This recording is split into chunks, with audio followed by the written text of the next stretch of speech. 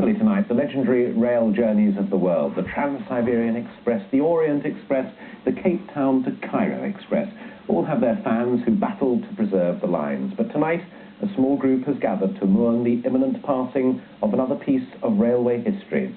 Vince Rogers is with them to look back, not in sadness, but in Ongar.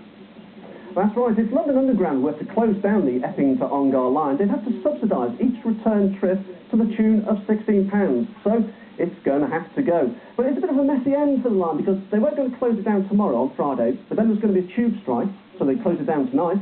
Then the tube strike's cancelled, so it's tomorrow again. But whatever, it's not long to go now for the Epping to Ongar line. It's the line that's closing because of the lack of passengers, and yet at the moment you can hardly move for the crowds on the Epping to Ongar branch. Would you describe yourself as an Ongar line anorak? Yeah. And today the anoraks are out in force to record the last moments of the branch line. If no more trains ever ran, it would be heartbreaking for the members of the Ongar Railway Preservation Society. This line is absolutely unique because it's the only part of the London network that runs through the Essex countryside. So they want to buy the line and start running steam trains and are currently in negotiations with London Underground. In fact, they've already made a start and have taken over a disused signal box. So this is your society's first foothold on the line? Yeah.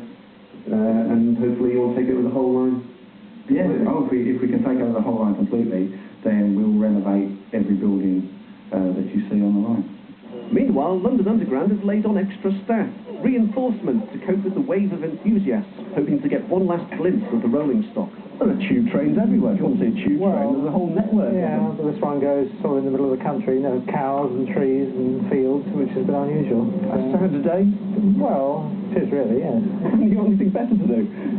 That's one of those interviews, is it? I see, the pick on the... yeah, I might have known.